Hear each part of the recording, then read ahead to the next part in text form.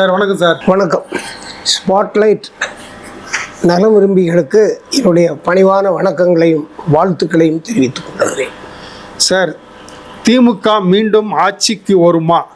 விஜய் பெரிய அளவு நெருக்கடி தருவாரா? திமுக இந்த முறை நிச்சயமாக ஆட்சிக்கு வரும். விஜய் ஒரு அரசியல் பிம்பம் அல்ல, ஒரு கனவு பிம்பம். அவருடைய பிம்பம் அரசியலிலே தகர்ந்து விடும். இப்போ பொதுவாக நாட்டில்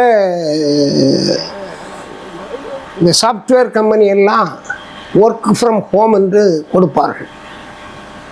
அது மாதிரி இவர் அரசியலையும் ஒர்க் ஃப்ரம் ஹோம் என்று தான் வைத்து கொண்டிருக்கிறார்கள்.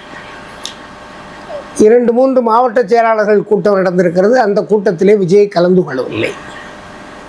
அடுத்தவர்களை குற்றம் சொல்லியே அரசியலில் சாதித்து விடலாம் என்று சினிமாவில் கிடைத்திருக்கிற ரசிகர்களை வைத்து எடை போட்டு கொண்டிருப்பது தவறு. தமிழக வாக்காளர்கள் மற்ற மாநில வாக்காளர்களை விடவும் சீர்தூக்கி எடை போட்டு வாக்களிக்கக்கூடிய தகுதி பெற்றவர்கள். திராவிட முன்னேற்றக் கழக ஆட்சியை பொறுத்தவரையில் மக்களின் நலன் காக்கிற அரசாக இருக்கிறது. மகளிருக்கு விடியல் பயண திட்டமானாலும் சரி, மகளிருக்கு மாத உரிமை தொகை கொடுத்ததாக இருக்கட்டும்,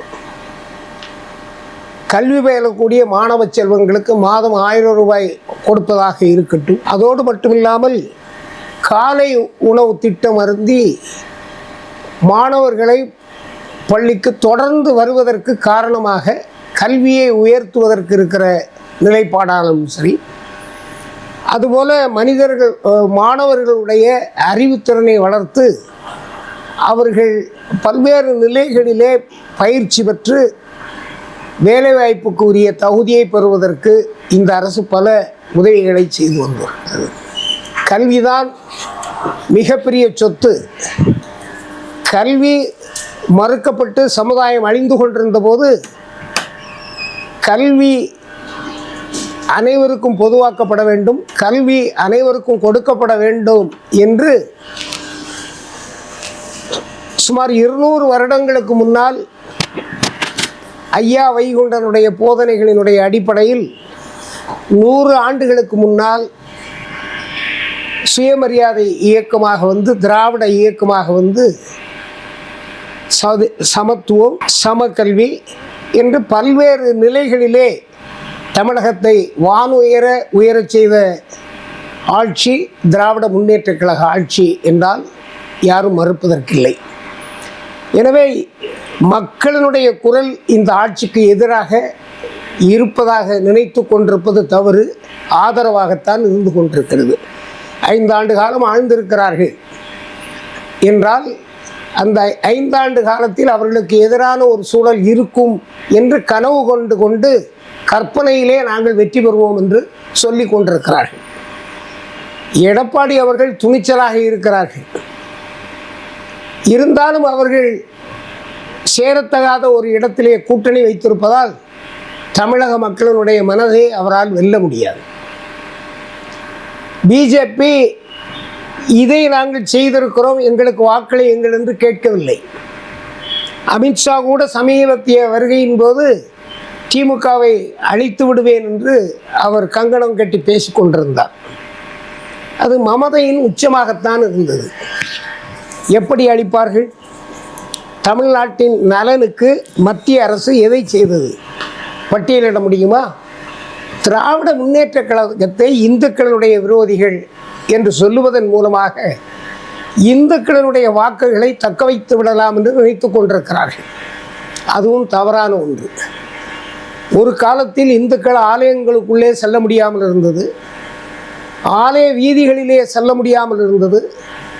அப்படிப்பட்ட நிலையில் அவர்களை ஆலயத்துக்குள்ளே அழைத்து சென்றது தந்தை பெரியாரும் திராவிட இயக்கங்களும் தான் என்பதை ஆலய அனுமதி வாங்கி தந்த இயக்கம் திராவிட இயக்கம் என்பதை மக்கள் மறந்துவிட மாட்டார்கள்.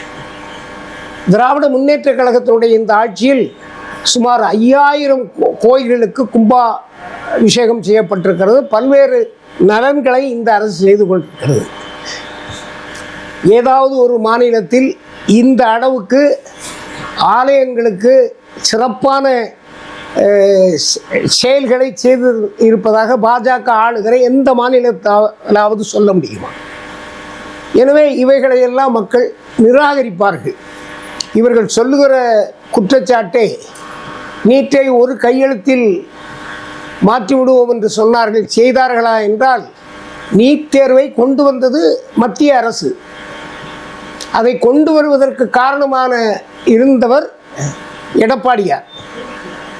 அம்மா இருக்கிற போது நீட்டை நுழைய விடவில்லை, இவர் நுழைய விட்டார் தன்னை தற்காத்துக் கொள்வதற்காக. இப்பொழுதும் நாம் பார்க்கிற போது மிரட்டலுக்கு அணிபடிந்தே அவரோடு இருக்கிற மாதிரி தான் இருக்கிறது. எனவே இவர்களுடைய கூற்று தமிழகத்தில் எடுபடாது. தமிழகத்திற்கு நலன் சேர்த்திருக்கிற கல்வியினாலும் சரி, தொழில் வளர்ச்சியினாலும் சரி, பெண்களுக்கு வேலைவாய்ப்பு என்றாலும் சரி, எல்லா நிலைகளிலும் திராவிட முன்னேற்ற கழக அரசு ஒரு தரமான நியாயமான செயல்பாட்டை கொண்டிருக்கிறது. இப்பொழுது கூட அரசு ஊழியர்களுக்கு அவர்களுடைய கோரிக்கையை ஏற்று அறிவித்திருக்கிறது. அமைச்சரவை ஒத்துக்கொண்டிருக்கிறது. இனி ஜிஓ தான் வெளியிட வேண்டும். எனவே தட்டுங்கள் திறக்கப்படும், கேளுங்கள் கொடுக்கப்படும் என்பது போல இந்த அரசு மக்களுக்கு செய்து கொண்டிருக்கிறது. தளபதியினுடைய அரசு தாழ்ந்து கிடக்கிற தமிழக மக்களை வாழ்வு வளரச் செய்வதற்காக உழைத்து கொண்டிருக்கிறது என்பது உண்மை. இந்த உண்மையை இவர்களால் மறைத்து விட முடியாது. மாணவர்களுக்கு மடிக்கணி கொடுத்து மிகப்பெரிய காலேஜ், ஆமாம், 10 லட்சம் பேருக்கு கொடுத்திருக்கிறார்கள். ஆமாம், அது நல்ல கான்ஃபிகரேஷன், நல்ல ஆமாம், அது ஒரு நல்ல திட்டம். பொது அறிவை வளர்ப்பதற்கும் விஞ்ஞான மேம்பாட்டிற்கும் அந்த திட்டம் உதவும். எடப்பாடியார் எங்கள் திட்டத்தில் ஸ்டிக்கர் ஒட்டியதாக சொல்லுகிறார். அம்மா மடிக்கணினி கொடுத்தார், ஒத்துக்கொள்கிறேன்.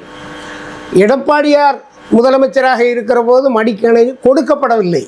இப்பொழுது காலம் தாழ்ந்தாலும் கொடுக்க வேண்டும் என்கிற நிலையை உணர்ந்து தளபதி அவர்கள் கொடுத்திருப்பது பாராட்டுதலுக்குரியது. கல்வியின் தரத்தை இது மேம்படுத்தும். அதுபோல் இங்கு அமையக்கூடிய ஆலைகள், தொழிற்சாலைகள் எல்லாம் வேறு மாநிலத்துக்கு செல்லுவதாக சொல்லுகிறார்கள். உண்மை அதல்ல. பல ஆலைகள் வந்திருக்கிறது.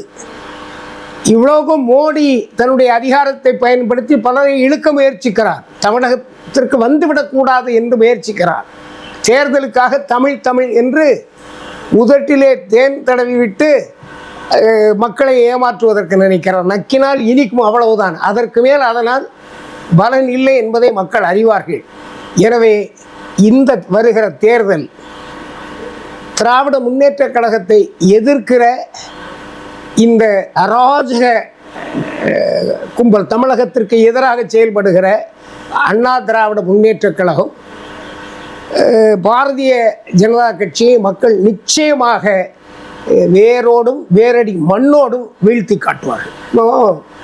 நயினார் நாகேந்திரன் இந்த கட்சியினுடைய மாநில தலைவர். செல்லுகிற இடத்திலெல்லாம் தமிழகத்தில் மது என்று சொல்லுகிறார்.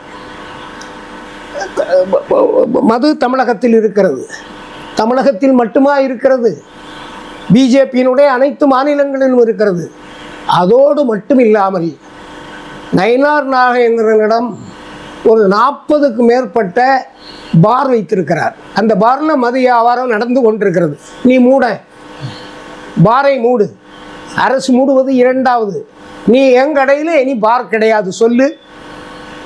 இன்னும் சொல்ல போனால் பலர் மதுவிலக்கு, பூரண மதுவிலக்கு தமிழ்நாட்டில் இருந்தபோது கள்ளச்சாராயம் விற்றதன் மூலமாக பண்ணையாரானவர்கள் இப்போ இங்கே மதுவிலக்கு வந்தால் பழையபடி தங்கள் தொழிலை செய்யலாம் என்பதற்காக கூட இதை மூட சொல்லுவார்கள் என்பதை மக்கள் ஒத்துக்கொள்ளுவார்கள். எனவே எல்லா மாநிலங்களிலும் மது விற்பனை நடந்து கொண்டிருக்கிறது. தமிழகத்தில் நடக்கலாமா என்று கேட்கிறார்கள். எச் ராஜா 2 நாளைக்கு முன்னுக்கு சொல்லும்போது சொன்னார், அரசே விற்கிறது.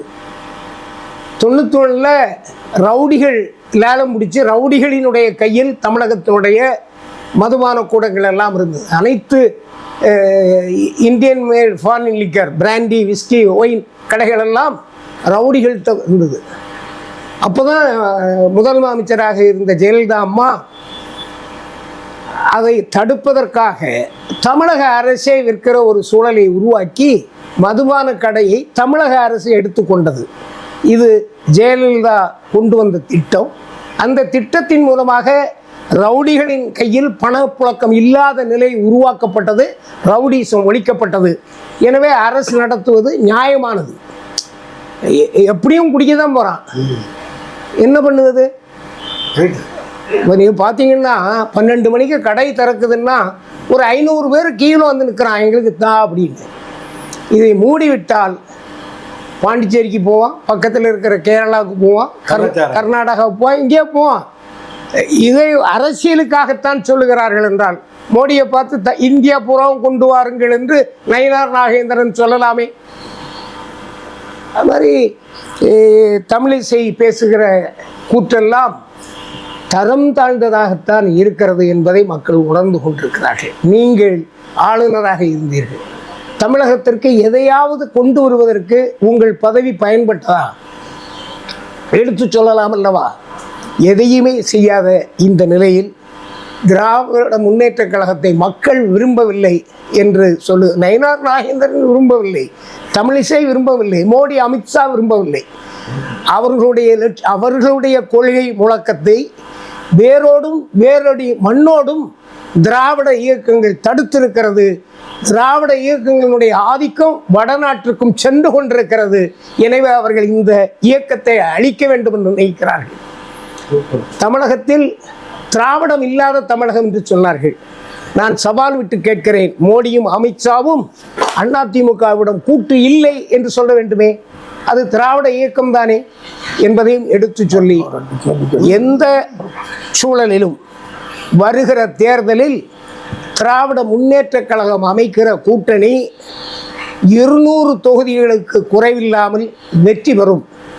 காங்கிரஸில் சிலர் குழப்பிக் கொண்டிருக்கிறார்கள். இந்த குழப்பம் சீர் செய்யப்படும். இந்த குழப்பத்தை காட்டி இந்த கூட்டணி இல்லாமல் இருக்கிறது என்று சொல்லுவார்கள். கூட்டணி ஆட்சி கேட்குறாங்க, அது தரம் சார். காங்கிரஸ் கூட்டணி எல்லாரும் தான் ஆசைப்படுவான். இந்த கூட்டணி இல்லாமல் போயிட்டீங்களா? இப்போ ஆழம் பார்க்குறான் விஜயை வச்சு. விஜய்கிட்ட போனால் காங்கிரஸ் சைவர் தான், விஜய் சைவர் தான். இப்போ விஜய் தீய சக்தின்னு திமுகவை சொல்கிறாரு. எதனுடைய அடிப்படையில், எந்த விதத்தில் தீய சக்தி? ஊழல்னு சொல்கிற 2G ஊழல் பெருசாக்கப்பட்டு திமுக அவை அழிப்பதற்கு முயற்சி நடந்தது. அந்த 2G ஊழலில் திமுக அவில் குற்றஞ்சாட்டப்பட்டவர்கள் நிரபராதி என்று நீதிமன்றம் விடுதலை செய்திருக்கிறது. இப்போ பிஜேபி கூட்டணி வைக்கிற அம்மா உச்ச நீதிமன்றத்தால் தண்டனை பெற்றவர். அவருடைய இயக்கத்தில் கூட்டணி வைத்துக்கொண்டு ஊழலுக்கு எதிரானவர்கள் என்று சொல்ல முடியும். அது மட்டுமல்ல, ஊழலின் மொத்த உருவம்தான் பிஜேபி. ஆட்சி அதிகாரத்தை வைத்துக்கொண்டு இருக்கிற அமைப்புகளை, எல்லா அமைப்புகளும், இன்கம் டேக்ஸாக இருக்கட்டும், சிபிஐயாக இருக்கட்டும், இடியாக இருக்கட்டும், எல்லா அமைப்புகளும் இன்க்ளூடிங் எலெக்ஷன் கமிஷன் கையகப்படுத்தி கொண்டு அதன் மூலம் வெற்றி கொண்டு விடலாம் என்று கனவு கண்டு கொண்டிருக்கிறார்கள். பீகாரை போல இங்கே வெல்லுவோம் என்றார்கள். பீகாரை போல இங்கே உள்ள மக்கள் இல்லை. தமிழக மக்கள் தன்மானம் உள்ளவர்கள், அறிவார்ந்த வாக்காளர்கள். இந்த அறிவார்ந்த வாக்காளர்களை பீகாரில் ஏமாற்றியது போல ஏமாற்ற முடியாது. இவிஎம் மோசடியும் அங்கு நடந்தது போல இங்கே நடத்த விட மாட்டார்கள் என்பதையும் உறுதியாக சொல்லுகிறேன். எனவே பீகாரை வைத்து இங்கே பூச்சாண்டி காட்ட வேண்டாம். மோடியும் அமித்ஷாவும் கிட்டத்தட்ட ராவணனும் கும்பகர்ணனும் போல உள்ளவர்கள் என்று தமிழக மக்கள் நினைத்து கொண்டிருக்கிறார்கள். எனவே இப்பொழுதெல்லாம் நீதிமன்றங்களை கூட கையகப்படுத்துவதற்கு பிஜேபி காரணமாக இருக்கிறது. நீதி வெல்லும், வாய்மை வெல்லும், அதை வருகிற தேர்தலினுடைய வெற்றி சொல்லும். இதுதான் என்னுடைய எண்ணம். கடந்த 5 ஆண்டுகள் அதிமுக வந்து எதிர்க்கட்சியாக செயல்பட்டுதா, கரெக்டாக செயல்பட்டுதா? 5 ஆண்டுகள் இவர்கள் எங்கே இருந்தார்கள் என்று தெரியவில்லை. இப்போ ஒரு 6 மாதமாகத்தான் தன்னை ஒரு எதிர்கட்சி தலைவர் போல காட்டிக்கொண்டு செயல்பட்டு கொண்டிருக்கிறார். பெரிய ஊழல் குற்றச்சாட்டுகளை எல்லாம் சொல்லி ஆளுநரை போய் பார்த்திருக்கிறார். முறையான ஊழலுக்கு வழக்கு பதிவு செய்வதற்கு ஒரு மனுவை, அவனே ஊழல், அவருக்கு ஊழல் அது வேற, அதை வச்சுதான் மிதுனை வச்சுதான் மிரட்டிட்டு இருக்காங்கன்னு சொல்றாங்க, நமக்கு தெரியாது. ஆனா நான் சொல்லுவேன், தளபதி அவர்கள் முதல்வர் பதவியை வைத்து அரசியல் பழிவாங்காமல் விட்டதுதான் இவர்கள் குதித்து கொண்டிருக்கிறார்கள். வேறு யாராவது ஒருவர் முதல்வராக இருந்திருந்தால் கொடநாடு கொலை வழக்கில் கட்டாயமாக இவர் பிணையில் வந்து ட்ரையலில் என்ன வேணாலும் பார்க்கலாம், உள்ளே போயிருப்பார். அதுபோல் விஜய் கரூர் சம்பவத்தில் நிச்சயமாக உள்ளே சென்றிருப்பார். இப்போ முரண்பட்ட சாட்சியங்கள் அவர்கள் மூலமாக சிபிஐக்கு கொடுக்கப்பட்டிருக்கிறது. சிபிஐ வைத்து கூட்டணிக்காக விஜய் மிரட்டப்படுகிறார். 12ஆம் தேதி பார்ப்போம். குற்ற அறிக்கை வருகிற போது எந்த சூழ்நிலையிலும் இது சதியால் வந்ததல்ல என்பது துலங்கும். மதிகட்ட கனவு காணுகிற ஒரு அரசியலில் இருக்கிற நடிகனால் இவை வந்தது என்பதை நாடு ஏற்றுக்கொள்ளும், நாடு புரிந்து கொள்ளும். எனவே அந்த ஹவுஸ் ஃப்ரம் ஹோம் அது வந்து கம்ப்யூட்டர் சாஃப்ட்வேர் கம்பெனிக்கு தான் ஆகும், அரசியலுக்கு ஆகாது. நீர் உங்கள் வீட்டுக்குள்ளேயே இருந்துக்கிட்டு அரசியல் பண்ணுவது முடியாது, மாவட்ட செயலாளர்கள் கூட்டத்தில் கூட கலந்து கொள்ள முடியாது என்கிற நிலை இருந்தால் உங்களுடைய நிலை நாடு உணருகிற போது நீங்கள் அடித்தமர்த்தப்படுவீர்கள், உங்களுடைய கொட்டம் அடக்கப்படும் என்பதையும் எடுத்து வாழ்விழந்தவர்கள் அங்கே வருகிறார். சரி, லாஸ்ட் கேள்வி சார். இப்போ வைகோ நடைப்பயணம் பண்ணார், அதை பற்றி? வைகோவினுடைய பாணி வழக்கமாக ஒவ்வொன்றுக்கும் நடைபயணம் செய்வதுதான். அவருடைய பயணம் நல்ல தாக்கத்தை தர வேண்டியதுதான். இப்போ மதுவுக்கு எதிராக ஒரு விழிப்புணர்வைத்தான் உருவாக்க முடியுமே ஒழிய மதுவை நிறுத்திவிட முடியாது. தமிழகத்தில் கஞ்சா வளர்க்கலை, எங்கோ இருக்குன்னு அப்படியெல்லாம் ஒன்றும் இங்கே இருக்கும், செடி அங்கொன்றும் இன்று வரலாம். ஆனால் கஞ்சா பூராவும் ட்ரெயினில் வருது. பிடிபடுற கஞ்சா எல்லாம் கிலோ கணக்கில் பிடிபடுவது ட்ரெயினில் தான் வருது.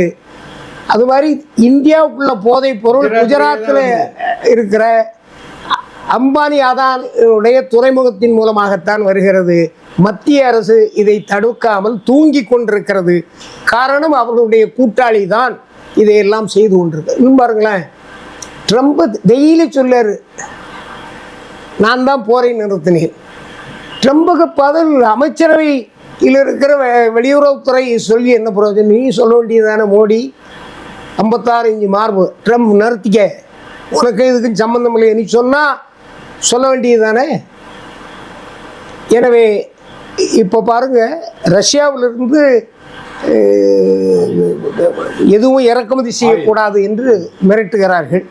இவர்கள் குறைத்தார்கள், நாங்கள் குறைத்திருக்கிறோம், நீங்கள் வரியே குறையுங்கள் என்றார். இப்போ அவர் மீண்டும் மிரட்ட ஆரம்பித்திருக்கிறார்.